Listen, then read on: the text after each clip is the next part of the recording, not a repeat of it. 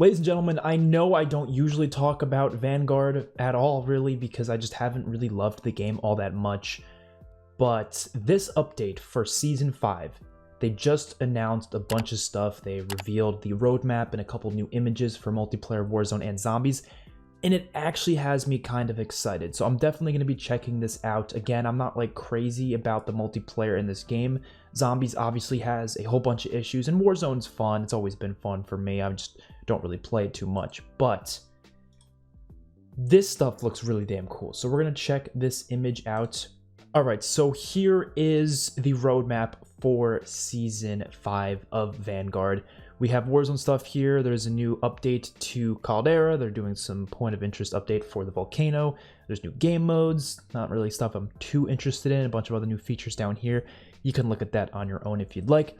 Zombies, we obviously had this announced just the other day. The Archon, I think is the name. How you pronounce it? It's a new zombies map, which we'll talk about a little bit more later. New quests, narrative, and boss fights. So I'm excited that they are focusing a lot on the boss fight here, because I think boss fights are really important to zombies, so I'm glad they're focusing on that. And then for multiplayer over here, you probably can't see, so I'm going to move myself over real quick. But obviously you can see here we have Beheaded, Fortress. These are two new maps. I don't think these look like remakes. Beheaded's definitely not a remake. It looks like it's set in New York City, which looks really damn cool. Fortress doesn't look like a map that already exists, so I guess they're both new maps, which is cool. New operators. We got Raul Menendez, Kal Assad from COD 4, Seraph, Gabriel Rourke, so all existing characters from previous Call of Duty games.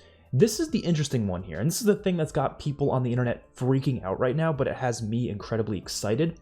Either the EX1, which is essentially the EM1 from Advanced Warfare, is coming to not just Warzone, but also Vanguard's multiplayer and zombies, of course. Obviously, that's not a World War II gun, obviously, and that's got people pissed. Even this BP-50 down here is definitely not a World War II gun.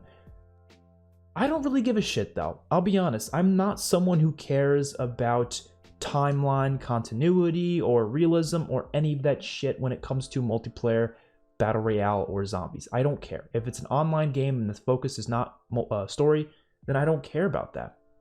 Obviously, if we're playing the campaign and an EX1, futuristic rifle shows up, yeah, I'm going to be a little confused, and I'm going to be like, well, what's going on here? Why are they messing with the whole feel of the game? It's not really, consistent. Then yeah, that's different for the campaign, but this isn't in the campaign. This is just in the online modes, and I really don't care about all that stuff in the online modes. So I definitely feel like I'm in the minority there, because I feel like a lot of people are very pissed about this. I also feel like a big portion of the community just hates Vanguard as a whole, and they want to find as many things to complain about as possible. So even though they don't really care about this being added, it's not really something they have a problem with.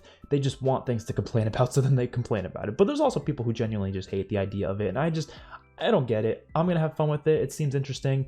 There's also a new revolver. There's a new SMG at the bottom, it seems there, and an AR on the bottom right. So that's all cool. And then we have some new skins down here. We have Horsemen of the Apocalypse, some Umbrella Academy stuff, which I haven't seen that show, but it's cool to see some sort of a collab with it. So a lot of stuff coming here. We got a lot of images to look at, though, so we'll go check that out right now. So it releases August 24th, which is, kind of soon. I think that's in about 6 days. And this just goes over a bunch of stuff, just images, just what we just went over. There's a new gulag. I'm not going to spend too much time on all this. New weather and lighting changes for Caldera, so I guess it's a little bit more bright, I guess. And Doomsday Station. Discover the seismic device found within Caldera's primary Battle Royale game mode. Trigger the device and enemy helicopters arrive to surround the station, deploying enemy soldiers to attack your position. Oh, interesting. A lot of interesting stuff being added. There's a supply box UAV. Activate this new supplies box UAV for assistance in tracking down more items. It will mark nearby unopened supply boxes. Oh, that's really cool. Okay, so they're adding some cool stuff. There's a rage serum, which I'm assuming, yeah, it's connected to Raul Menendez, because remember that one mission in Black Ops 2 when he was enraged? Well, this mineral, when combined with additional chemicals and distilled, increases the volatility of those who inject it. Known as rage serum, recon operators have reported small crates of serum being shipped around the island. So you probably just become faster And you probably, yeah, you get more melee damage, increased lunge distance, and enhanced stun power. So that's interesting. And this new mode here, I'm not like crazy about all this. The lava rock sounds really cool. Like, I'm not really crazy about playing Warzone that much, as much as I used to be. I still enjoy it though. It's not like I don't have any big issues with it. I just don't play it as much. But the lava rock seemed pretty interesting with the whole volcano thing. And here's a new seasonal event: Heroes versus Villains. Choose your side and lead them to victory. Collect villain or hero tokens in all game modes by eliminating opponents and scavenging supply boxes. Then enjoy a discount for faction bundles at the buy station. Anytime you purchase a faction bundle, you'll get a discount on one other item across all buy stations. That's really interesting.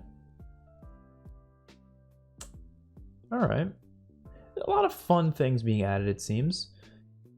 So the mid-season update, obviously. Okay, here's the new maps for Vanguard. We have Beheaded and Fortress.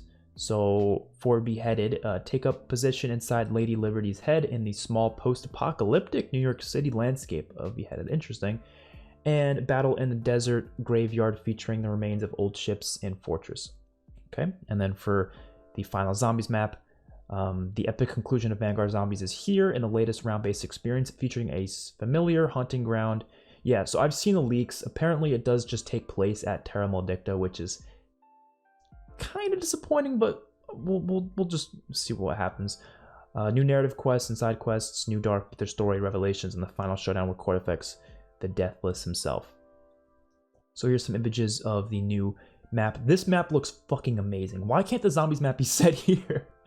Look at that, man. I love New York City. I think New York City looks really good, especially New York City in the 40s. Like, wow, and it's a post-apocalyptic 40s, which is even more interesting.